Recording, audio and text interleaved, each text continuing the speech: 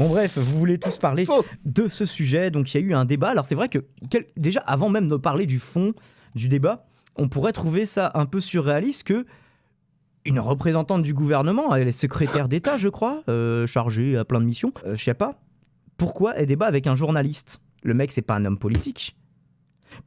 Qui répondent à des questions de journalistes, oui c'est normal, mais pourquoi faire un débat de 35-40 minutes entre un membre du gouvernement et un journaliste? Audience. Alors pour la chaîne de télé je vois, mais pourquoi le gouvernement envoie Chiappa? Pour la chaîne de télé évidemment l'audience. Oui, c'est bien le rappeler. Je sais pas si Retro Game Ah Laurent, pardon, excuse-moi. Tu vas te faire hagard. Retro Game t'entends un peu plus, hésite pas à venir parce que j'avoue que là tu m'as posé une colle. Hein. Pour être ridicule, Zemmour l'a tué. Non mais après, ce que je veux dire, tu mets n'importe qui en face de Chiappa, sur la forme, t'auras toujours l'impression que, quelles que soient les idées défendues, hein, Chiappa en débat, elle est pas terrible, hein, elle s'était fait clasher par Van Damme. Nous, on est une femme et un homme, on est un couple hétérosexuel, mais dans le cadre d'un couple avec 2 hommes, ou avec 2 femmes, ce que vous me dites, il faut que la femme s'occupe des enfants et l'homme... 2 hommes, 2 hommes ont le droit de se marier, vous savez. Ils vont se marier. Voilà. Les hommes se marient. Il y a des gens qui sont frappés, insultés parce qu'ils sont homosexuels, il faut les soutenir. Ça, c'est une autre chose. Il ne faut pas aller à l'extrême. Moi, j'ai beaucoup de copains qui sont homosexuels. Très bien. Le mariage, s'ils veulent se marier, c'est bien. Mais la question est que si tous les garçons se marient de nouveau ensemble et toutes les femmes se marient ensemble, comment on va faire des enfants? On en est loin, Jean-Claude. Rappelez-vous, elle avait perdu un débat contre Van Damme, qui parle à peine... enfin, il parle français, tu vois, il est belge, mais qui parle à peine humain, tu vois, j'ai envie de dire. Quoi. Ouais, non, mais justement, on sous-estime pas Van Damme parce que lui est capable de trop tourner le cerveau. Ah oui, non, mais Van Damme a son univers à lui, hein, ça c'est pas le problème, c'est pas pour tailler Van Damme. Mais ce que je veux dire, c'est que dans un débat contre un homme politique ou une femme politique, tu penses pas que Van Damme, il va gagner, quoi. Bon, alors, je sais déjà, hein, sur le chat, vous êtes tous pro-Zemmour, il n'y a pas de problème. Évidemment. Moi, je connais Zemmour. Hein. Je l'ai écouté parler dans plein de débats, dans ses émissions. Il y a même des sujets sur lesquels j'arrive à être d'accord avec lui assez peu, je vous avoue. Dans sa critique du libéralisme et de l'Union européenne, je le rejoins, en tout cas partiellement, puisqu'il n'a pas forcément les mêmes conclusions. Vous vous attendez à ce que je sois très très peu en accord avec ce qu'il a dit dans ce débat. Effectivement, c'est le cas. Mais juste pour vous montrer que je ne suis pas obtus, à l'époque de la Mosca TV, on m'a demandé de faire une critique sur un bouquin de Zemmour. Donc j'ai même lu du Zemmour. T'as l'épreuve sur cassette ou... Sur DAT. Sur DAT. Sur DAT. Donc voilà, Zemmour, c'est toujours la même chose, c'est toujours des putains de pavés. Hein. Donc ça, c'était le suicide français, mais vous pouvez tous les acheter, c'est à chaque fois la même chose. Simplement l'actualité qui diffère, mais c'est toujours, oui, l'islam, c'est la source de tous nos problèmes. Oui, moi, je veux l'assimilation, pas le multiculturalisme. Enfin, c'est toujours exactement la même chose qui retourne en boucle. Oui, l'Union européenne, c'est pas bien, et le libéralisme non plus. Bon, même si là, je suis d'accord avec lui. Bon, voilà, c'est les 4 thématiques de Zemmour, en gros, quoi. Elle parle bien, elle n'a pas froid aux yeux, elle ne s'est pas démontée face à Zemmour. Bah, je t'avoue que je m'attendais à pire. Hein. Zemmour, il parle bien, il est cultivé. Moi, je suis très très peu d'accord avec ce bonhomme, mais il parle bien, il est cultivé, il a l'habitude de faire des débats, il a l'habitude de la polémique, c'est un polémiste. Bien sûr que sur la forme, évidemment qu'il va gagner le débat. Après, dans le fond, on va surtout s'attarder à parler du fond, du coup, et on fera, dans la conclusion, je reparlerai de la forme, effectivement. Qui d'autres gouvernements auraient les couilles d'y aller, à part elle, nous dit Tony Hainaut? Je sais pas. Bah après, est-ce qu'ils l'ont pas envoyé en mode au casse-pipe limite, genre personne n'a envie d'aller débattre. De toute façon, là, le gouvernement, ils veulent plus débattre. Donc, avant de commencer, parce que moi, sinon, je vais beaucoup monologuer. Est-ce que vous avez vu, vous messieurs, le débat? Bah, vous pouvez répondre sur le chat aussi. Enfin, j'ai déjà vu des avis donc qui disaient Zemmour, il l'a tué. On n'est pas un match de foot, les gars, déjà. Bref. Après, je sais que par écrit, vous n'allez pas faire un message de 50 lignes, évidemment, mais donc, est-ce que vous les avez vus ce débat? Tose. Non. Je demande pas à Peter parce que Peter évidemment le avec le pied de mon micro là. Enfin franchement, avec le pied de ton micro, c'est quand même un sacré combo. Hein. Bah c'est-à-dire que tu te dis oui, ouais, ils en tiennent tous les deux une couche chacun à leur façon quoi. Donc et donc il y en a aucun qui ne suscite ton adhésion par défaut, plus que l'autre, Peter. Moi je vous avoue que de base, je préfère écouter Zemmour parler que Chiappa en vrai. Même si je suis assez peu d'accord avec Zemmour. Zemmour, on le connaît pour son côté facho. Chiappa, on la connaît pour ses idées un peu malsaines, quoi. Bon. On la connaît, c'est une yes woman. Hein. Elle fait ce qu'on lui dit au gouvernement. L'histoire du consentement des mineurs. Peut-être qu'il y a des trucs qui sont de son initiative, ceci, mais. L'histoire du consentement des mineurs, là, c'était chaud quand même, hein, cette histoire-là. De quoi? Alors vas-y, si tu peux nous faire un bref rappel. Ça me rappelle quelque chose, mais... Il y avait une loi par rapport aux mineurs je sais pas, je sais plus exactement, mais c'était hardcore, quoi. Parce que par définition, un mineur ne peut pas consentir, puisque justement, il ne peut pas consentir à quelque chose qu'il ne comprend pas pleinement. Donc, il y a une majorité sexuelle, c'est fait pour ça. Donc, justement, par rapport à ça... Ouais, bah c'était chaud, quoi. Mais qu'est-ce qui était chaud, du coup? Il voulait faire quoi? Oui, t'as le droit de niquer des enfants de 6 ans? J'ai pas compris, là. Bah, j'ai pas... Moi non plus, j'ai pas suivi de près. Tu sais que la politique, bah oui, c'est chaud pour moi. Mais... Ouais, mais tu peux pas dire, ah ouais, mais c'est chaud parce que... Toi, tu dois être mieux au courant que moi, quand même. Bah écoute, moi, justement, ça me dit rien qu'on ait dépénalisé de violer des gosses. Hein. Ça, je suis pas au courant. Pas violer, mais je sais pas. Pour moi, si tu baisses des petits enfants, ils peuvent pas être d'accord, donc ils comprennent pas. Donc c'est forcément un viol. Pour moi, hein, mais bon. Et Bélial, 5 minutes et j'ai lâché du vide, en fait. Ouais, t'as pas regardé le débat. Bah, je vais vous résumer, ça va être un bien grand mot, non, puisque je vais même détailler certains trucs, je vais même sur des sujets qui survolent, je vais justement m'attarder exprès. Donc voilà, comme je vous disais, Zemmour Schiappa, donc on a un bonhomme qui est plutôt cultivé, qui s'exprime avec beaucoup d'aisance, mais à l'obsession monomaniaque, enfin... On l'a dit, il y a 4 centres d'intérêt, mais principalement, il aime parler de l'islam. C'est sa passion dans la vie, qui biaise certains de ses raisonnements, je trouve, face à une « moi je sais monsieur du premier rang ». On voit bien, je vois bien justement la psychologie, je veux pas... Voilà, je suis pas dans la tête de Marlène Schiappa, mais je vois bien la meuf qui, il y a 15 ans, était au premier rang en cours d'histoire géo. Oui, moi je sais, moi. Et carrément, on l'interrogeait plus parce qu'elle levait tout le temps la main. J'ai pas dit une suceuse, c'est pas vrai. Zemmour dit au sujet des discriminations à l'embauche, ça c'est le premier justement sujet qu'ils abordent, qu'il s'agit de trier et de choisir. Alors que Schiappa lui disait que c'était refuser l'accès, lui dit simplement c'est choisir.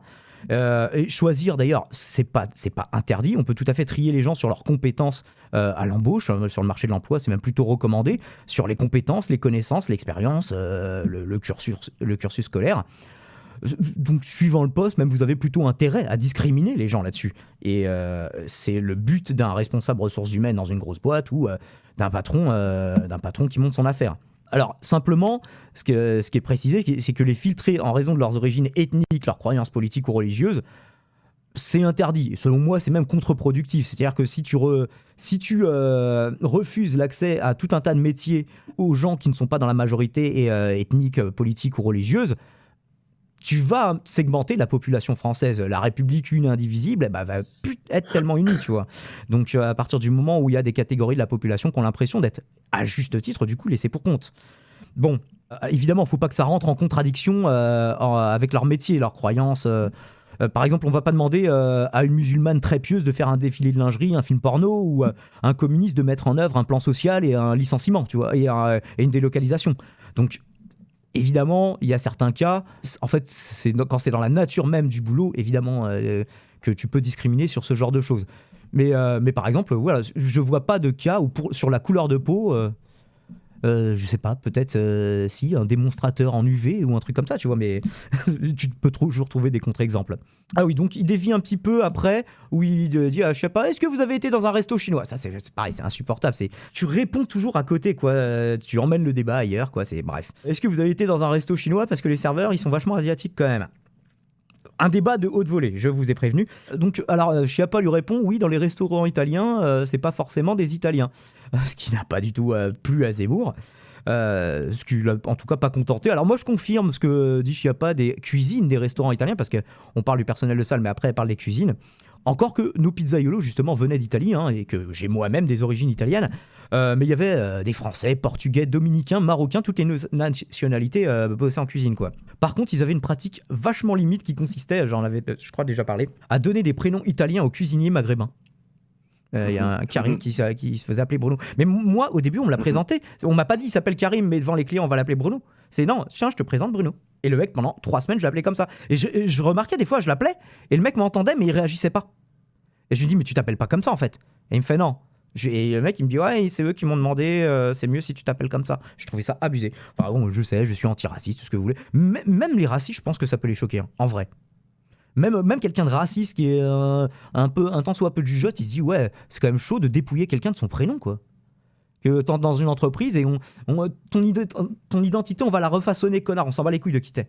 Je trouve ça chaud, personnellement. Qu'est-ce que sur cette petite digression, Peter, puisque sur les sujets politiques, tu pourras moins réagir. Non, c'est chelou quand même. Enfin, je veux dire, Non, c'est bizarre, quoi. Ça devrait pas se faire. Enfin, je veux dire, tu le prends comme il est, quoi. Tu le prends avec son nom, son prénom, ses origines, quoi. Oui, non, mais justement, oui, mais ça, en fait, on ne te demande pas seulement dans une entreprise, et il n'y a pas que les restaurants, on te demande plus uniquement du savoir-faire, on te demande un savoir-être. C'est-à-dire, il faut que pas juste que tu fasses bien ton boulot, que tu sois là à l'heure et que tu remplisses ton contrat. Non, il faut que tu sois heureux d'être là, que tu incarnes les valeurs de l'entreprise, que tu les portes sur ton visage même. Tu vois ce que je veux dire ?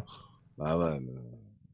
Dans certaines Ah oui, entreprises. ça, Alors, en je suis l'occurrence, d'accord, on lui mais- demandait pas de sourire, le mec, mais on lui demandait de plus s'appeler par son vrai prénom. Ce que je trouve Ouais, mais tout aussi non, perturbant. enfin, Quoi. je suis désolé, mais c'est con, quoi. C'est débile. C'est pour ça que je définis l'entreprise actuelle comme le dernier totalitarisme qui reste, c'est-à-dire un endroit où on veut contrôler complètement ta personne. C'est pas juste il faut que tu sois là de telle heure à telle heure pour faire ton boulot, là ce serait pas du totalitarisme. Mais je dis pas que c'est dans toutes les entreprises d'ailleurs. Hein. Mais moi j'en ai vu plusieurs, même des petites entreprises où c'est comme ça. En fait, on est même plus humain, quoi. On est devenus des machines, hein. Même nous humains, on est des machines, quoi, en fait, hein, finalement. Bah vivement que l'IA nous remplace alors, hein, parce que si c'est pour se transformer nous en IA, est-ce que ça vaut le coup ?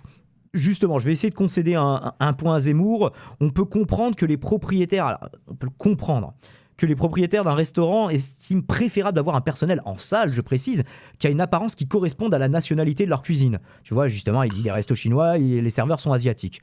Alors, on peut comprendre que les propriétaires le veuillent parce que c'est ce à quoi les clients vont s'attendre. C'est les préjugés des clients qui veulent ça. C'est justement ça le problème, les préjugés. Mais il y a justement, les préjugés de ces clients vont justifier le pragmatisme de la décision des propriétaires du restaurant qui peut-être eux-mêmes sont pas racistes Et pas nous allons forcément accueillir asiatiques. Retro Game. Ah, t'es sûr hein. Bonsoir Retro Games, Bonsoir, comment Retro vas-tu ? Bonsoir Diamond, bonsoir Peter, Salut Rétro. Toz, Kartuk, j'ai vu Ashram, Elzedo, j'ai vu toute la famille. Est-ce que tu as vu le débat toi ? Oh, je l'ai pas vu, en fait, j'avais pas envie de casser ma télé, quoi, tu vois.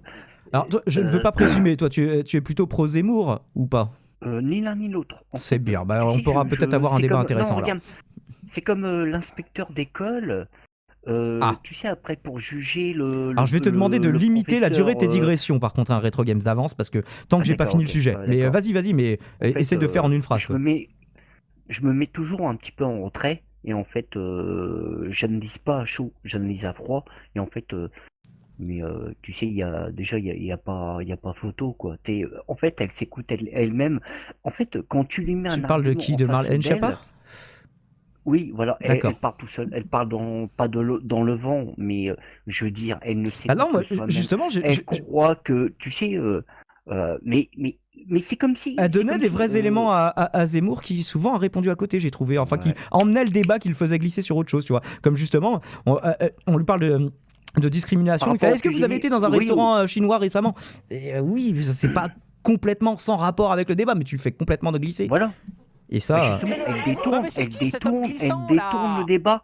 Et Non, c'est lui en l'occurrence, moi je trouve qui a détourné le débat. Ah bon, ah bon. Ah oui, pour le personnel de salle, à la limite, bon, on peut comprendre que voilà, y ait les attentes des gens, ils se disent que si c'est pas un asiatique qui vient porter son assiette, forcément ça va être moins bon. Donc c'est débile, mais bon, c'est comme ça. Par contre, pour le personnel de cuisine, je trouve qu'il y a absolument aucune excuse. La seule chose qui compte, justement, on en parlait tout à l'heure, c'est la qualité des plats que va sortir le cuisinier. Le client, il a pas besoin de demander les papiers au cuistot, tu vois. Donc à partir de il y a des cuisines qui sont tu sais, des cuisines ouvertes où les clients voient directement la cuisine, mais c'est dans la grande majorité des cas, la cuisine elle est dans une pièce à part quoi, qui est pas directement visible. T'avais une réaction Peter. Peter d'abord s'il te plaît. Non, j'ai dit non, C'est mais comme- j'ai dit c'est D'accord. ça. Je veux dire, j'ai réagi dans le sens, c'est ça. On n'a pas demandé l'identité du cuistot quoi. Je veux dire les clients. Avant même généralement, de ils commander ne voient pas l'apéro. le cuistot. Ils sont pas censés le voir. Mis à Voilà part, chef, ouais, tes comme tu papiers dis, là, dans les fais voir. dans les cuisines ouvertes. Ouais, c'est comme si au Japon, souvent les restaurateurs japonais, tu vois, c'est un Français qui te sert un plat japonais alors qu'il a fait, tu sais, c'est une grande école et tout, et l'autre, non, t'es pas japonais, je mange pas. C'est complètement idiot en fait, le raisonnement. C'est comme. Moi j'aurais pas c'est de problème, comme tu dans- vois, par exemple avec un maître sushi français, alors de préférence qui est étudié oui, dans les règles de oui, l'art, que ce soit là-bas oui, ou pas, oui, tout à auprès fait. d'un, en tout cas auprès d'un vrai c'est chef, ça. tu vois. auprès d'un vrai maître sushi, tu vois, qui a passé les 2 premières années de son apprentissage à juste porter des sacs de riz, tu vois. Et ça, moi, je m'en fous qu'il soit japonais ou pas après le gars. C'est pareil. Est-ce que tu aurais un problème l'autre fois, on me disait, ouais, les kebabiers, est-ce que tu vois beaucoup de mecs qui tiennent des kebabs et qui sont pas rebeux? Soit est-ce que tu aurais un problème à te faire servir ton kebab par un Irlandais si le kebab il est bon? Bah carrément pas. Mais non, mais carrément pas. C'est justement, c'est ça que je pense que la plupart des gens, ça les dérangerait pas, tu vois. Mais après, je dis pas. C'est sûr que si tu vas dans un resto de sushi et que tu tombes sur un vrai japonais, c'est toujours un plus, mais c'est pas dérangeant non plus si c'est pas un vrai japonais, quoi. Il y a Nix qui nous dit au woke, tu veux dire quoi? C'est typique de leur pays, donc quoi de plus efficace que d'être servi par un mec qui a vécu avec ça? Mais tu peux vivre avec ça sans être. Tu vois, ce que je veux dire, c'est que tu peux avoir, par exemple, tu me parles de woke et de cuisine asiatique. Tu peux avoir un faciès asiatique, être né en France, ne rien y connaître du tout.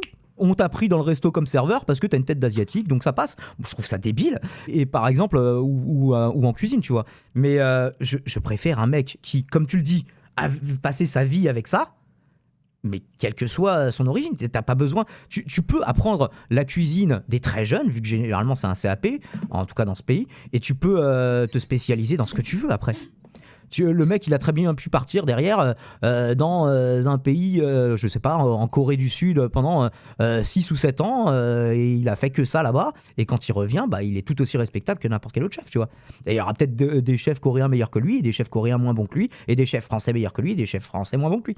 Enfin, je vois pas pourquoi vous voulez absolument corréler voilà, les deux. La couleur par rapport à. Bien sûr, mais c'est un plus, non, mais en quoi c'est un plus, Nix? Voilà, tu me trolls, je pense. Ou alors argumente, parce que je vois pas vraiment pourquoi c'est un plus. C'est pas parce que t'as des couleurs blond, jaune que tu connais forcément. Ou de la nationalité, puisque. Ouais, voilà, tout à fait. Si tu prends un Laotien pour un restaurant japonais, c'est pas forcément très intelligent, quoi. Enfin bref, je pense qu'on peut refermer la parenthèse sur la cuisine. Alors ensuite, oui, ça va être une longue partie, je vous préviens, mais c'est important de s'attarder dessus. C'est sur le testing. Alors, il parle justement d'une campagne qui a été encouragée par le gouvernement de testing justement pour... Alors le testing, c'est quoi? C'est en fait sur la discrimination à l'embauche toujours. Donc un institut, un observatoire qui s'est amusé, j'allais dire, ils se sont pas amusés, ils l'ont fait, qui a envoyé 8500 candidatures sur les 40 plus grandes entreprises, les entreprises des plus grosses capitalisations boursières de ce pays, pour vérifier. Donc en envoyant des CV, à chaque fois, double CV, un CV avec un profil, un nom à consonance française, caucasienne, et un nom à consonance maghrébine, des fois homme ou femme, ils ont varié à chaque fois. Et donc ils comparaient, en envoyant des CV vraiment équivalents, ils comparaient les résultats qu'ils avaient par rapport à ça. Est-ce que les gens avaient répondu plus favorablement aux CV qui avaient des noms français ou pas? Et alors, certaines entreprises s'en tirent bien, mais il y a 9 entreprises qui ont été épinglées. Alors au début, le gouvernement voulait pas forcément ébruiter le truc, ils avaient fait un peu machine arrière, alors qu'ils avaient parlé de name and shame assez rapidement là-dessus, donc nommez et honte-toi sur vous. Le but, évidemment, si tu fais ce genre d'études, c'est pour pas donner les résultats, c'est un petit peu dommage, effectivement. Donc ils ont donné le nom des entreprises en question, donc Arkema, Accor, Renault, Altran, Steria, Rexel, Air France. Les salariés d'Air France se sont dit assez choqués. Entreprises de France. À 7 sur les 40 et non pas 9. Areva, Engie, le problème, Diamond, c'est que les statistiques, ils reposent sur rien. Parce que qu'est-ce qui te dit que Bouygues Télécom, pas Bouygues Construction, en fait, quelle probabilité? On va parler proba, on va plus précisément parler de stats, Air Dragon.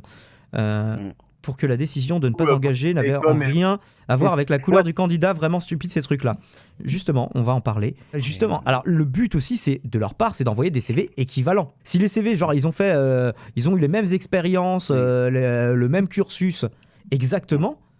Pourquoi alors ça peut arriver une fois de temps en temps, mais si sur 8500 envois, sur 8500 CV envoyés en double, tu as forcément, si tu as un pourcentage significatif, c'est comme ça que fonctionne la statistique, avec une marge d'erreur et un niveau de confiance, et on va en parler un peu plus avant. Si tu fais bien ton testing, normalement les résultats sont probants. S'il n'y a rien d'autre qui différencie deux candidats que le nom, et qu'il y a un nom auquel on répond plus, c'est que le nom a bien une influence. Il ne différencie pas les corps de métier, mettons le BTP, je vais te dire l'industrie, l'agroalimentaire. Non, ils ont fait les plus grosses entreprises. Ils veulent, non, regarde. En fait, leur analyse. Bon, pendant le speech de rétro. Parce que regarde. Essaye de faire concis, s'il te plaît, encore une fois. parce que Il regarde, est en train de faire dans, Donc c'est France Inter qui a dévoilé le truc au début. Dans le BTP, Oui, les BTP, on a compris, oui. ils veulent, regarde, un CV, ils veulent travailler d'égal à égal sur Ah non, un dans nom. le SBF 120, d'accord, c'est pas le CAC Mais 40. si tu t'appelles Yacine Bellatar, ou alors l'autre c'est Sophie de Menton, d'égal à égal, on en reparlera quand il faudra porter des charges lourdes. Voilà. Hubert de la Batte, OSS 117. Voilà quoi. Oui, alors non, mais après, voilà, après quoi. là, Donc, en fait, c'est la discrimination sur le sexe. Là, ils en parlent pas voilà, nécessairement. oui, mais t'es d'accord avec Visiblement, moi, c'est mais pas ce qu'ils ont testé, parce qu'ils ont plutôt testé des métiers du tertiaire, tu vois. L'émission sponsorisée Regarde, par Bernard, Chocopipe. Oui, mais à diplôme égal, non.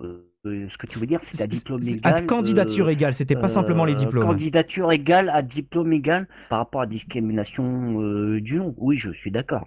Mais tu sais qu'à un moment, voilà quoi, mais après, c'est un débat. Mais en fait, le débat, il est biaisé. C'est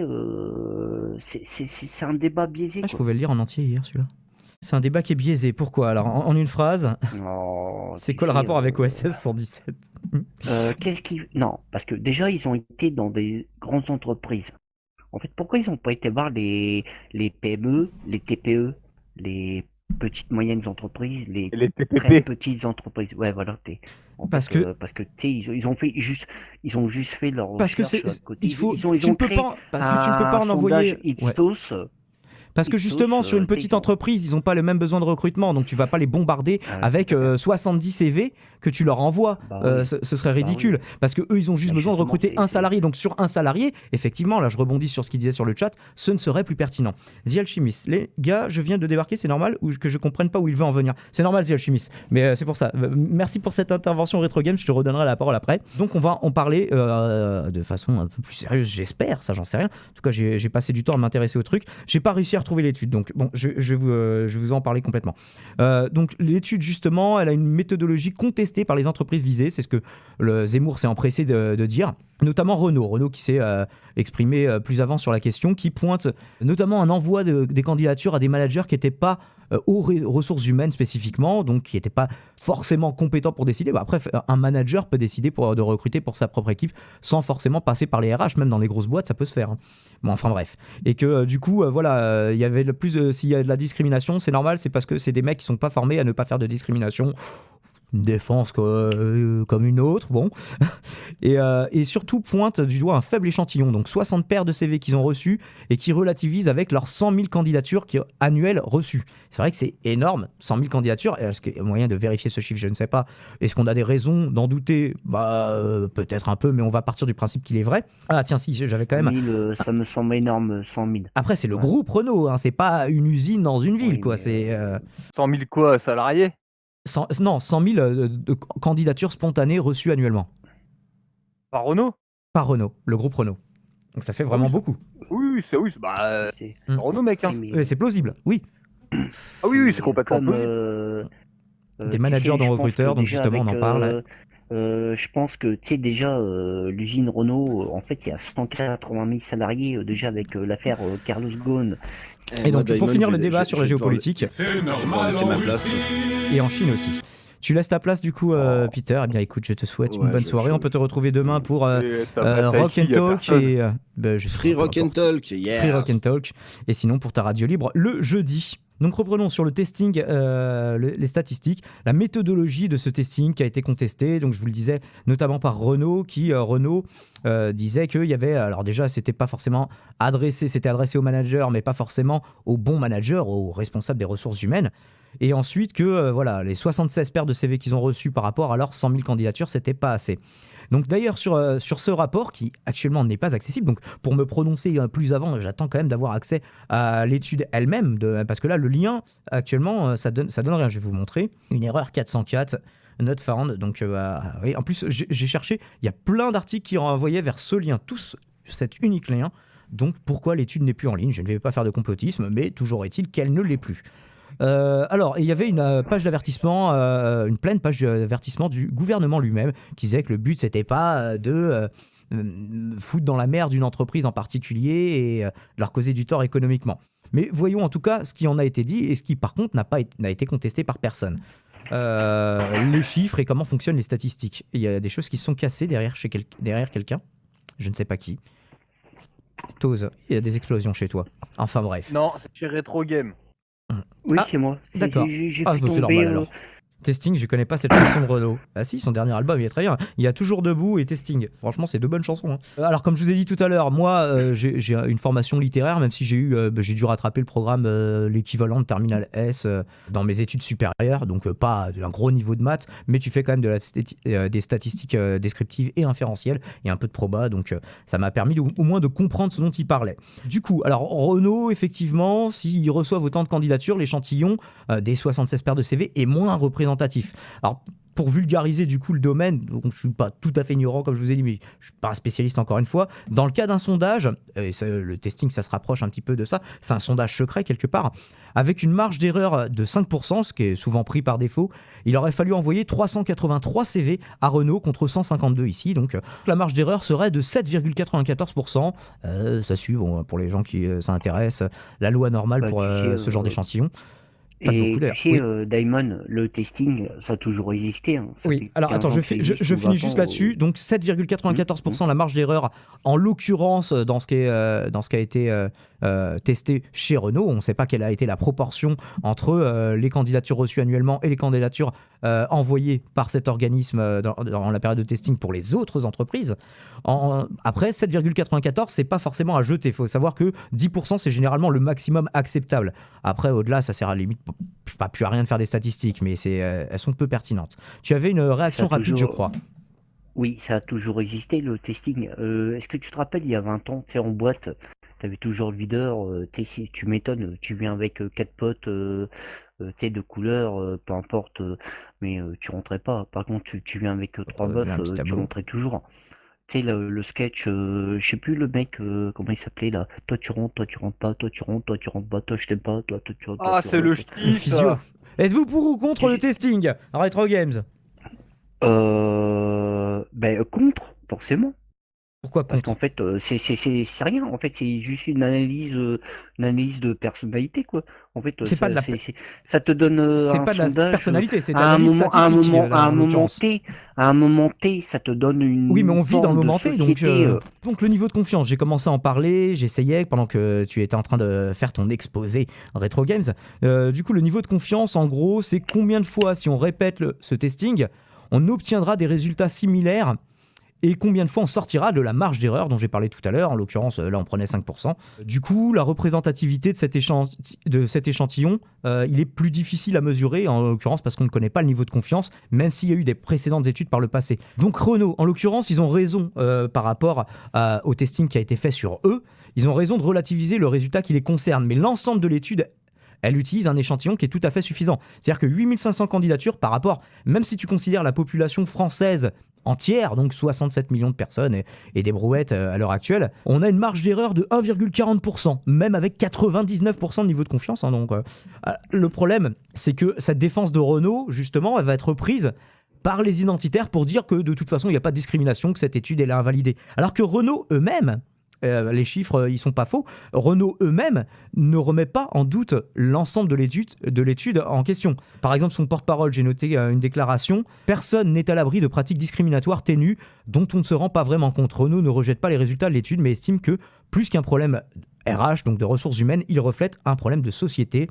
Donc toujours dans Usine Nouvelle, je ne sais pas si je pourrais voir l'article plus avant. Donc la réponse du porte-parole, pour les gens qui regarderont la rediff, donc 76 paires de CV, comme je vous l'ai dit. Du coup, c'est pas complètement dénué de pertinence. Et l'ensemble de l'étude reste pertinente sur l'ensemble des résultats, sur le global. Bref, on a commenté seulement 5 minutes de débat là. Je vous propose d'accélérer un petit peu. Alors, notez que...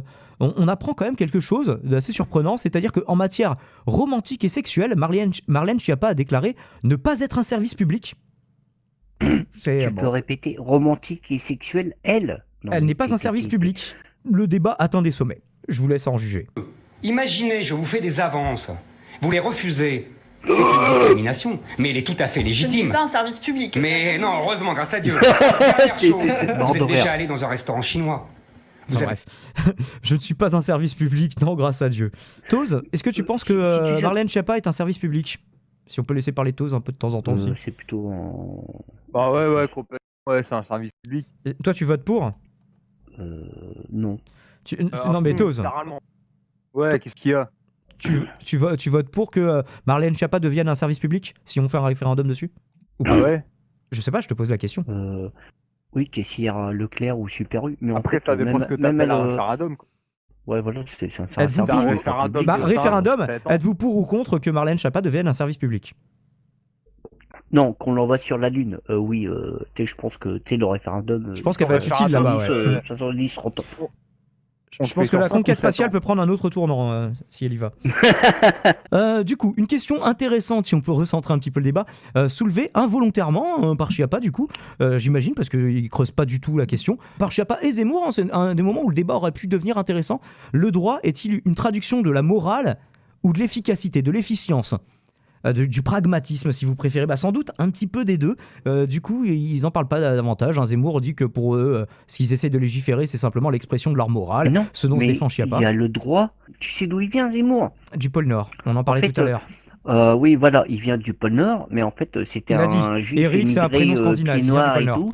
Le prénom, on en arrive à voilà, ce qui a beaucoup été teasé, extrait de l'émission et beaucoup tourné sur les réseaux, en version courte, le prénom, donc source de discrimination. Alors Zemmour répond en proposant de rétablir des prénoms officiels catholiques desquels on ne pourra pas sortir, donc ceux des calendriers et des saints, hein, donc voilà. Il s'appelle Mohamed, il trouve pas de boulot à cause de ça, bah il avait qu'à s'appeler François. C'est comme ça qu'il le résume. Alors moi ce que j'en pense, voilà, je n'ai pas de réaction très très intéressante par rapport à ça. Ce que j'en pense, du coup, je me permets d'intervenir et de compléter un petit peu du coup ce qui n'est pas dit. Interdire d'appeler, comme c'est déjà le cas à l'heure actuelle, la fille des Renault, puisqu'on parlait de Renault, Mégane, ou son fils, résidu de capote trouée par exemple, ou quoi que ce soit qui puisse lui nuire, en fait, c'est une bonne chose. Après, surtout qu'il est possible en plus de changer de prénom si l'enfant le désire une fois qu'il a grandi. Du coup, est-ce que c'est souhaitable d'aller au-delà ? C'est-à-dire que là, on a des libertés qui sont quand même encadrées pour pas faire n'importe quoi. Est-ce qu'il faut revenir à une série de 300 et quelques prénoms et c'est tout? Et puis voilà, on s'appellera tous Jean, Thierry, Paul. Une émission sponsorisée par Chocopip. Chocopip. Voilà. Diamond. Toi, il veut appeler son enfant Chocopip. Il a le droit, bordel. Non, c'est faux. Non, c'est faux. Non, Chocopip, t'as pas le droit. Non, parce que l'Europe, c'est une terre judéo-chrétienne depuis des millénaires. Donc il faut des prénoms juifs alors, il faut qu'on puisse appeler Moshe, etc. du coup. Mais non, attends. Oui. Rachel. Oui. C'est des prénoms et habiles, hein, quelque part. Attends, Daimon. Mais tiens, bah moi j'ai pas le droit de parler, question. moi. Ah voilà. Alors pourquoi tout le monde en Amérique s'appelle John, Kevin, tu sais en France aussi, il s'appelle Kevin. Tu sais en Écosse il s'appelle. Moi je m'appelle John Kevin en vrai, donc je t'emmerde. Voilà. Mais attends, à chaque région, chaque continent, sa culture. Une terre chrétienne, on est. Mais moi et alors on a été une terre chrétienne. Aujourd'hui, il y a une séparation de l'Église et de l'État il y a plus d'un siècle, mec. En 1905. Ça fait longtemps hein, on n'est plus une terre chrétienne. On est mais c'était au nom de la rose. On est une terre. Mais non, c'était. Mais non. Mais tu me parles pas du nom de la rose, mec. Je te dis depuis 1905. Mais c'était les années 4. C'était au Moyen Âge. Ben oui, mais on n'est plus au Moyen Âge. Mais oui, mais l'Europe. Oui, mais l'Europe. Mais c'est pas pour ça qu'on va changer le calendrier. En quoi ça te dérange ? Alors en quoi ça dérange les gens ? Comment leurs voisins ils vont appeler leurs enfants ? C'est pas leurs enfants. Parce que ça commence, ouais, voilà. Et parce en que quoi ça ce serait commence par mieux un prénom qu'on supprime qu'on ait une liste de prénoms autorisés et que du coup, ah bah non, en fait, c'est juste une proposition de réduire la liberté des gens. En quoi c'est positif ? Moi, plus de liberté qui ça nuit pas aux autres. Alors, Zemmour, justement, part du prénom, il se sert de cet exemple pour ressortir le fameux autre argument de l'assimilation versus le multiculturalisme dont se défend d'ailleurs Schiappa. Hein. Bon, lui, il dit « Ah bah non, vous n'avez pas le droit de dire que vous êtes contre. » Bon. Après, ça c'est un autre débat. Est-ce que c'est vrai ? Est-ce que la Macronie porte en elle le multiculturalisme tel qu'il est décrit par Zemmour ? Je leur reproche plein de trucs, mais je pense pas ça. Mais bon. Le multiculturalisme, il fait référence au modèle anglo-saxon quand il dit ça, c'est-à-dire, plein de gens plein d'origines différentes, mais chacun dans des ghettos séparés, qui ne se parlent pas, qui ne s'intègrent pas qui n'essayent pas de se fondre dans les mœurs britanniques. Donc c'est ça qu'il déplore. Après, j'ai envie de dire, tant mieux pour les gens s'ils arrivent à se fondre dans les mœurs du pays dans lequel ils sont. Évidemment, mais il y a même des Français de souche qui se font jamais aux valeurs du pays dans lequel ils sont. Hein. Bon, là, ça pose moins de problèmes, visiblement. Mais alors... Voilà la réponse, que ça c'est pareil, à part que de dire qu'elle n'est pas pour le multiculturalisme, Chiappa, elle dit pas grand chose d'intéressant. Je pense qu'effectivement on peut pas vivre ensemble dans un même pays si on partage pas tous les mêmes lois. Après, est-ce qu'on est obligé de partager les mêmes traditions ? Justement, ça répond un peu à Retro Games aussi qui dit ah oui, mais on est de tradition judéo-chrétienne. Qu'est-ce que t'appelles les traditions ? Mais ça en fait partie. Tiens, je te donne un exemple. Moi, j'ai déjà vu. Le sanglier. J'ai déjà voilà. Non, ça c'est les traditions plus avant judéo-chrétiennes encore. Moi, j'ai déjà vu dans une famille qui se joignait les mains et qui prononçait le bénédicité avant de manger. Alors moi, quand j'étais invité à manger chez eux, je les laissais faire respectueusement. Mais est-ce que je dois me sentir obligé de participer à leur secte, à joindre les mains, sous prétexte que avant, il y a plusieurs siècles, c'était la tradition ? Mais sinon non, quoi ? Sinon je suis pas un bon Français ? C'est ce qu'on appelle... Mais non, c'est pas... Mais non, d'ailleurs, c'est faux. Mais non. Ah bah c'est la tradition. En France, les traditions nationales sont Yannick, faibles actuellement, les traditions régionales sont plus fortes que prénom, présentes. c'est Yannick, je suis assez d'accord avec toi, Orange Pangolin. De toute façon, je vais pas me faire... tu vois, les gens se sentent plus fiers de leur région que de leur pays, effectivement. Ah non, regarde, Daimon, il s'appelle bien Damien. Donc... C'était quoi le débat, tu disais Je ne sais même plus.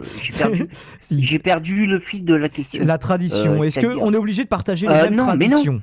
Mais est-ce non. que si les mecs, je suis obligé de faire la prière chrétienne avant de manger ? Sinon, je suis un connard. Je te disais, un traître à la patrie. Non, t'es pas un connard. Mais non, nous on est athées. De toute façon, quelque chose. Ah bah je croyais qu'on était de tradition chrétienne, maintenant on est de tradition athée, mais je ne sais plus, moi je croyais qu'on était simplement un pays laïque. L'écart de salaire entre les hommes et les femmes, donc ça c'est encore un autre débat, c'est encore des autres études, c'est encore des autres études contestées, donc j'ai dû me faire chier à chaque fois, aller farfouiller dans toutes les études, aller voir les éventuels biais, les éventuelles critiques. Donc les écarts de salaire hommes-femmes, Zemmour conteste pas l'entièreté des chiffres, ils sont partiellement faux, donc des chiffres qui sont annoncés de 9 à 27% d'écart entre les salaires des hommes et des femmes. Alors, pareil, petit disclaimer, moi, mon expérience personnelle en la matière, elle constitue un biais. C'est-à-dire que moi, par exemple, et donc je le précise, même si je vais essayer de m'en abstraire, j'ai toujours eu, presque toujours eu des femmes comme N+1, N+2, donc comme supérieures dans les entreprises dans lesquelles j'ai bossé. À poste égal et au même nombre d'heures, généralement, les hommes et les femmes, même toujours, hein, moi, j'ai jamais vu d'exception à ça, les hommes et les femmes touchaient la même chose, généralement le minimum légal, hein, ces enculés, donc bref, c'est pas un débat sur ça. Donc j'ai aussi constaté, par exemple, même au-delà, j'ai même constaté que dans le dernier restaurant où j'ai travaillé, les femmes gagnaient légèrement plus via les pourboires, notamment que le personnel féminin de salle, parce que nous c'était il y avait beaucoup de ségrégation sexuelle dans le restaurant. C'est tout le personnel de salle c'était des femmes et tout le personnel de cuisine c'était des hommes. Et donc le personnel de salle, il avait tous les pourboires et nous on n'en avait pas. Elle travaillait moins d'heures parce que le personnel de salle arrivait 1 heure après nous et finissait très très souvent avant nous. D'ailleurs, elle nous engueulait en disant mais nous on a fini, apportez-nous à manger. Nous on était encore en train de frotter par terre pour nettoyer la cuisine. Ne nous aidez pas. Hein. Et donc ponctuellement, vous pouvez même trouver des cas inverses. Voilà, moi ça c'est mon expérience à moi, ce que j'ai vécu. Je n'essaye pas de la généraliser. Ça c'est le problème de la plupart des gens. C'est qu'ils ont vécu un truc une fois, 2 fois, ils ont entendu un gars qui leur ah oui moi aussi. Et du coup voilà, en fait c'est tout le monde c'est ça. Le monde entier c'est ça. Et toutes les études qu'on va me présenter sont fausses parce que machin m'a raconté que. C'est un petit peu ce que fait Zemmour pendant tout le long du débat. Vous allez le voir ou vous allez le revoir. Je vous invite à revoir le débat à la lumière de ce qu'on aura un petit peu avancé ce soir, si ça vous fait réfléchir ne serait-ce qu'un peu. Mission accomplie. Donc ce que je pense viscéralement, moi, c'est qu'en bas de l'échelle, les différences, elles sont pas vraiment significatives dans les salaires entre les hommes et les femmes. Comme je vous disais, de toute façon, c'est plus ou moins le minimum quand on est en bas de l'échelle. Ou peu s'en faut. Et qu'on est de plus en plus nombreux en bas de l'échelle, quand c'est pas à côté de l'échelle. Mais il faut pas nier qu'à plus haut niveau, il y a effectivement tous les chiffres qui le démontrent, tous les chiffres qui se croisent, des femmes qui mouillent le maillot pour mériter un meilleur salaire que les gens en bas de l'échelle, et qui perçoivent un meilleur salaire, mais significativement moins que leurs confrères. Et du coup, les chiffres des études semblent confirmer le pressentiment que j'avais par rapport à ça, qu'en bas de l'échelle, les écarts sont pas très très importants. Et du coup, moi, c'est un débat qui m'a jamais vraiment beaucoup intéressé, parce que je me disais, ouais, mais c'est un problème de riche, en fait. Les corps de métier. Pas forcément, justement. Dans le bâtiment, dans le bâtiment, à égal, tu vas pas mettre... À un moment, il faut quand même, on est d'accord que... il y a beaucoup moins de femmes dans le bâtiment que d'hommes, ça c'est sûr. Voilà. Et c'est un secteur qui rapporte. Regarde, mais les études en tiennent compte, Retro Games. Mais je te laisse continuer. Regarde Daimon. en mécanique, en électromécanique, en électricité, en construction, En électrostatique aussi. voilà, tu sais, il y a quand même un En écart. électropyrotechnique, un domaine qu'on C'est pas, c'est pas, cite c'est pas pas assez. au niveau, tu sais, c'est pas au niveau des diplômes que je veux dire, mais à un moment, tu sais, en termes de, Ne mouille pas que je le veux dire, maillot, bravo par exemple, PLZO. regarde, C'est bon, hein. tu sais, quand il faut soulever, je sais pas moi, une tonne ou prendre une grue, bon, je dis rien Donc ça, parce c'est que tu sais, une l'Observatoire des manette, inégalités en maintenant, l'occurrence, mais il y a tu sais, d'autres chiffres. tu vois, mais voilà quoi, mais je veux dire, à un moment, il y a quand même une différence physique entre une demoiselle Physique, je ne la nierai jamais. et ah oui, tu vois, non. On Et a fait par tout un débat contre, là-dessus sur un d'ailleurs, poste, les jeux vidéo sur et un les femmes. poste, non, regarde, à la limite, sur un poste de travail, tu sais, ce qu'on appelle un PC, du télétravail, en écart de travail, je suis, non, équivalent au même Ce qu'on appelle diplôme, au même un poste, PC dans le jargon, hein, en télétravail, là, oui, elle peut gérer pour les tout à fait, spécialistes. quoi. Tu vois, mais je veux dire, à un moment donné, il y a quand même une différence Ah, mais toutes les femmes font pas qui du se passe télétravail et tous les mecs font pas du physique, chantier non plus. Hein. psychique. Mais Et ils ensuite, en tiennent compte. Ils en tiennent compte parce qu'ils comparent à poste égal il aussi. faut quand même se déplacer. Ils comparent le global et le particulier, tu vois. Tout à fait, tout à fait. Voilà. Tu sais, on en revient jusqu'au moment, voilà quoi. À un moment, et c'est pour ça que je te disais. Après, Marlène Schiappa va pas dire que son travail par est rapport inutile. au sondage. Évidemment. Non, par rapport au Virez-moi, s'il sondage. vous plaît. Le sondage, il est biaisé. Donc justement, par Non, rapport à c'est, ça, Zemmour, il a un peu le même raisonnement que Retro Games, ce qui va faire plaisir à Retro Games. Il explique donc que les femmes gagnent moins à cause des activités et des secteurs qu'elles choisissent. Et notamment qu'elles ont aussi souvent des temps partiels plus souvent que les hommes. Et du coup, des secteurs d'activité qui diffèrent des hommes. Par exemple, effectivement, dans le bâtiment, ça rapporte, mais il y a moins de femmes dans le bâtiment que dans le social, qui lui est un secteur réputé pour ne pas être très rémunérateur.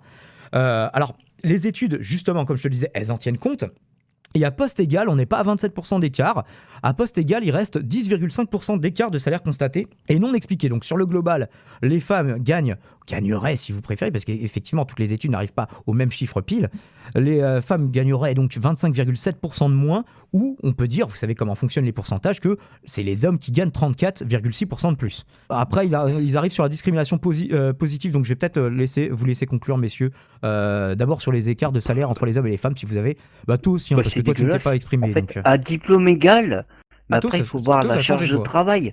C'est-à-dire à diplôme égal, c'est dégueulasse. Non, c'est pas vrai. Est-ce que je peux développer vulvectomie? Parce que comme je disais dans l'introduction, dire juste c'est faux. Bon bah c'est bien quand tu t'appelles Norman, mais sinon c'est mieux de développer quand même, de donner des faits, de renvoyer, je sais pas, des études qui existent, des contre-études qui le contredisent, des méta-analyses qui justement incorporeraient toutes les études qui tranchent dans un sens ou dans l'autre et qui en feraient une conclusion. Justement. Yann Derler qui dit: je confirme, ma femme gagne moins que certains de ses collègues masculins. Et en bossant autant, voilà. Est-ce que ça tient compte des primes? Parce qu'il ne faut pas que ça tienne compte des primes, etc. Après, le ressenti des gens n'est pas toujours. Voilà. Mais donc, faut comparer ce qui est comparable aussi. Je dis pas que ta femme bosse point ou qu'elle mérite moins de primes. Ça se trouve, elle en mérite plus que ses collègues, effectivement, j'en sais rien. Voilà. Ou autant, au moins. Et chaque personne... Oui, en bossant autant. Alors, la discrimination positive, donc Zemmour, il aborde le sujet, et Schiappa d'ailleurs a des propositions de discrimination positive un peu plus loin dans le débat. Alors, à titre personnel, moi je suis contre toutes les formes de discrimination, positive ou pas. Donc, j'allais le rejoindre sur ce point, Zemmour. Et il devient ensuite très flou en parlant de ces mâles cis blancs hétérosexuels qui se font discriminer à l'embauche.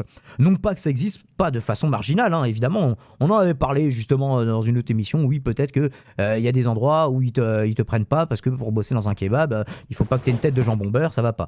Donc, mais sur le global, la discrimination, elle est très largement inverse. D'ailleurs, justement, les testings, c'est ça qui vont chercher à mesurer, et c'est pour ça qu'ils le mesurent dans les plus grosses entreprises aussi, c'est parce que c'est celles qui recrutent le plus, donc c'est plus représentatif de l'état de l'emploi en France que si tu testes le petit artisan du coin, quoi.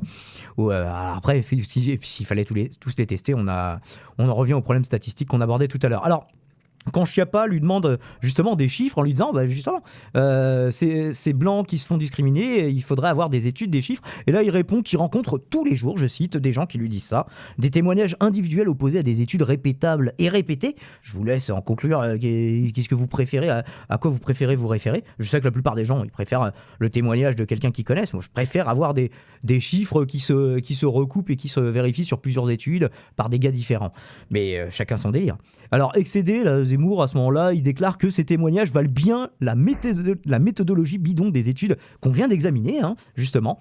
Donc, est-ce que j'ai vraiment besoin de commenter quand on est à dire ce que Madame Buchnock elle vient de me raconter, ça a plus de valeur que tes études à la con. Est-ce qu'on peut continuer à débattre? C'est ça le problème. Du coup, ensuite, Schiappa elle propose une discrimination positive non raciale. Je me fais ah bon, tiens, j'écoute quand même. Sur l'exemple des jeunes de quartier qu'on a pris à Sciences Po. Alors, on n'a pas pris les plus mauvais, évidemment, on a pris les plus méritants. Mais qui viseraient les quartiers ruraux, du coup, qui sont laissés à l'abandon. Est-ce qu'on ne pourrait pas plutôt faire des mesures incitatives que de la discrimination positive obligatoire? Encore une fois, c'est une alors après, c'est une obligation de plus, donc on restreint la liberté là où c'est pas forcément. Voilà, je sais pas. Après, pourquoi je trouve pas que c'est la pire des propositions de discrimination positive que j'ai entendues, mais sur le principe, je suis quand même pas trop pour. Zemmour répond justement qu'en défendant des gens qui se plaignent, même légitimement, même qui se plaignent à raison, on en fait des victimes et qu'on ne les aide pas finalement. Donc là, le débat, il est plus philosophique. Est-ce que c'est vrai que...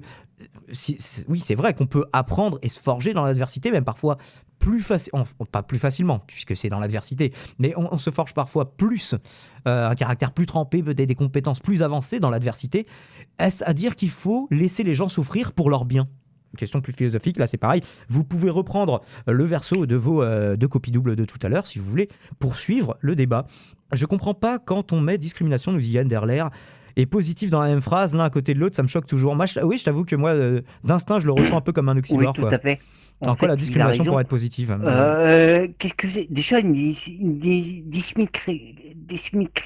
Putain, merde. Discrimination, en fait, c'est négatif. Et en fait, positif, ça veut rien dire. En fait, a fait un paradoxe en deux mots, a fait un paradoxe. D'ailleurs, le débat avait commencé sur la discrimination, donc c'est marrant qu'ils en viennent à le présenter comme quelque chose de potentiellement positif. En fait, que ce soit Schiappa qui on en le dise, revient là. Déjà, c'est quoi la discrimination? C'est par rapport à sa religion. C'est-à-dire que par exemple, tu pourrais mettre un quota de ses personnes tatouages, qui sont sa personne physique, dans des zones de faible densité, les campagnes. Voilà. Mais en fait, et c'est vrai que dans les campagnes, il y a plus de mal à trouver un emploi. C'est plus compliqué. Discrimination positive, par exemple, comment ça se manifeste? C'est souvent des quotas qui sont un pourcentage de dire il faut qu'il y ait 0,5% de personnes dans ton groupe qui viennent de zones très faiblement peuplées. Et ça se définit, ça se cartographie. Mais c'est absurde. Du coup, Orange Pangolin a un autre message intéressant, ça s'appelle la combativité. Et la droite donne historiquement des vertus à ça, je suis d'accord. Quartier Saint-Martin. C'est vrai que c'est assez de droite, alors sans vouloir généraliser ou essentialiser, mais le côté il faut en chier dans la vie. C'est plus de droite, alors que il faut éviter aux gens d'en chier le plus possible. C'est vrai que c'est plus de gauche. Voilà. Effectivement. Parce que c'est vrai que t'es Louis Sarkozy dans le 16e. Après, il y a des gens de droite et de gauche qui pensent pas ça. Mais... On vit une époque.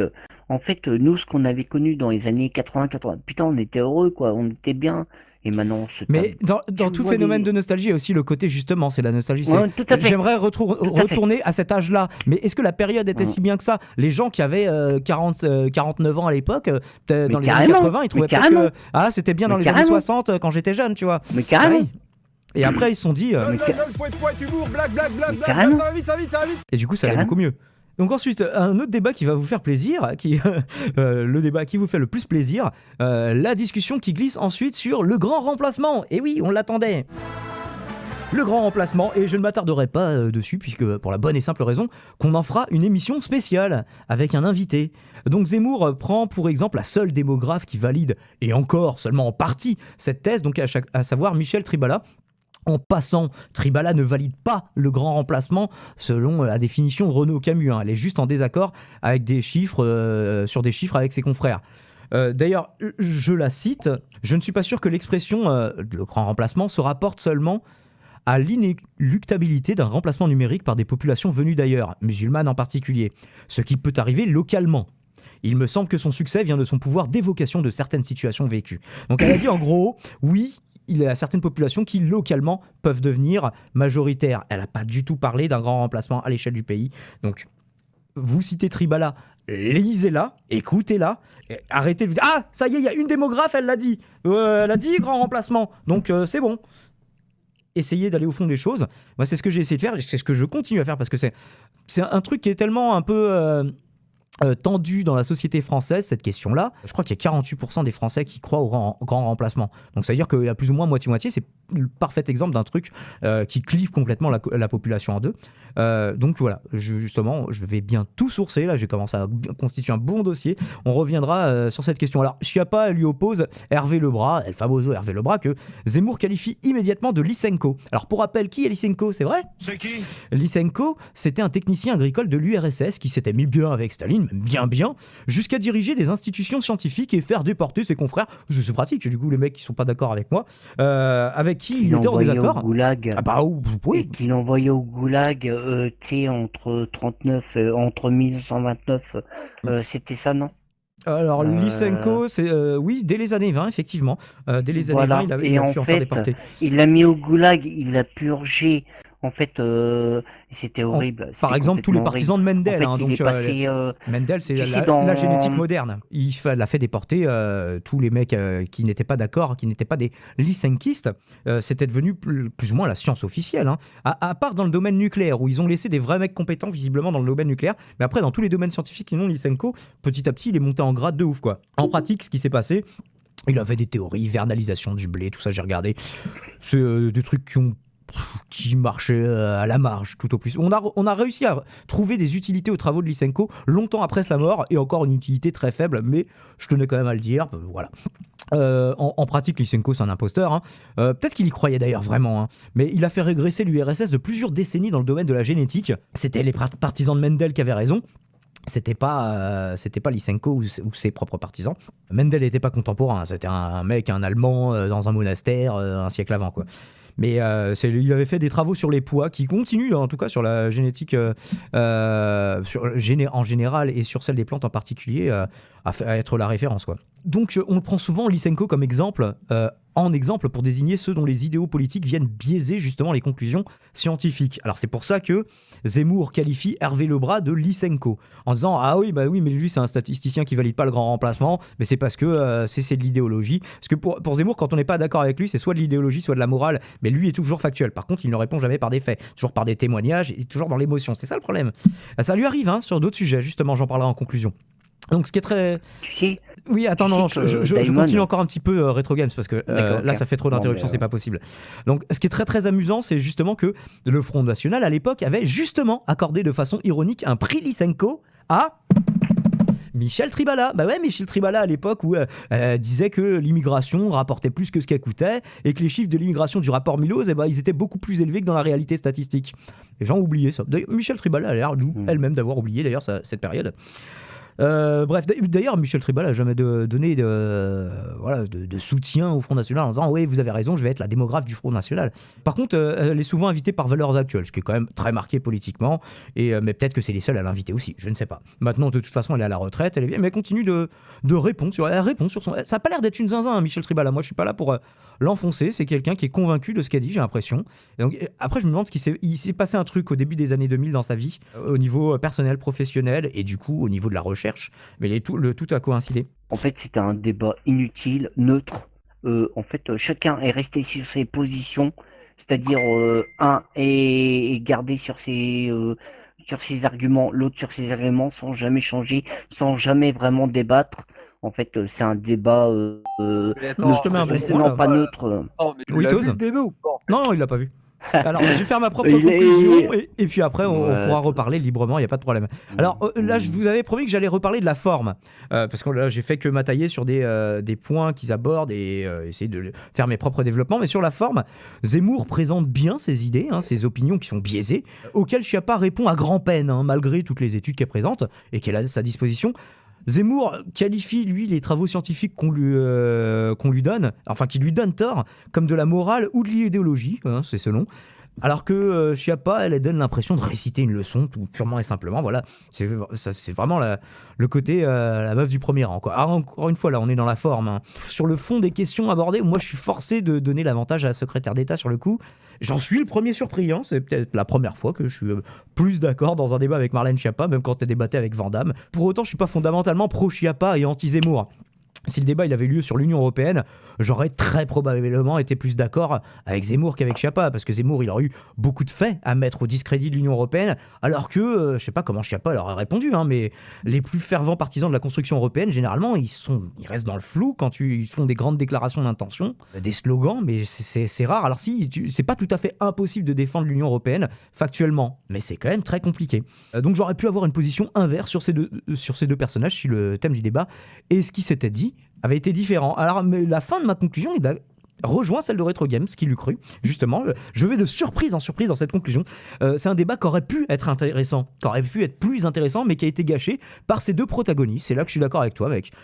Autant l'un que l'autre. C'est-à-dire, dialogue de sourds. Schiappa qui se contentait de dire oui, mais moi, ce qu'on appelle un dialogue de sourds. J'ai les chiffres qui disent que là, même si les chiffres sont vrais, à un ou deux moments, elle essaye de répondre quand même à Zemmour, mais Zemmour, lui, prend forcément la tangente et il arrive à la baiser au niveau dialectique, mais pas sur le fond. Non, je ne pense pas être raciste, je veux juste que la France ait une identité. D'accord, mais cette identité peut être constituée de tous les gens qui ont migré au fur et à mesure de l'histoire de la France. Du coup, Vulvectomie, oui, ça n'empêche pas. J'ai dit que c'était téléphoné, que c'était vraiment pas un vrai débat, quoi. C'était. Ah putain, on a pensé la même chose en fait. C'est marrant. Il se tenait à carreau et voilà.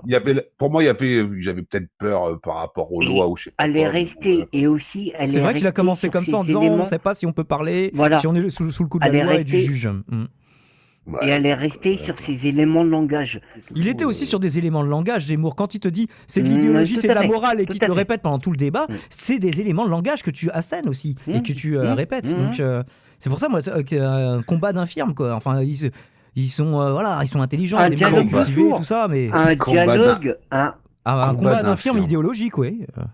Ça, attention, c'est répréhensible par la loi. Tu fais de la discrimination. Ah oui, c'est vrai que là, je ne voulais pas insulter les infirmes, ils ne sont pas à ce niveau-là, heureusement. Ah bah oui, ils sont au-dessus quand même de ça. Ah bah oui. Je pense que vous avez été déçus du débat, quoi. En fait, ça a couché d'une souris. On attendait. Non, mais c'est justement qu'il y a des moments où le débat aurait pu être intéressant s'ils avaient vraiment parlé. Voilà. S'ils avaient vraiment échangé. Si Zemmour avait répondu vraiment sur les chiffres plutôt que de dire votre mythologie elle est bidon sans approfondir. Si Schiappa elle avait vraiment mieux répondu sur le non, les lois qu'on essaie de faire c'est pas de la morale. Si c'est pas de la morale, pourquoi? Et essayer de l'expliquer, de le démontrer. Là, le débat aurait pu être plus intéressant. Mais non, jamais.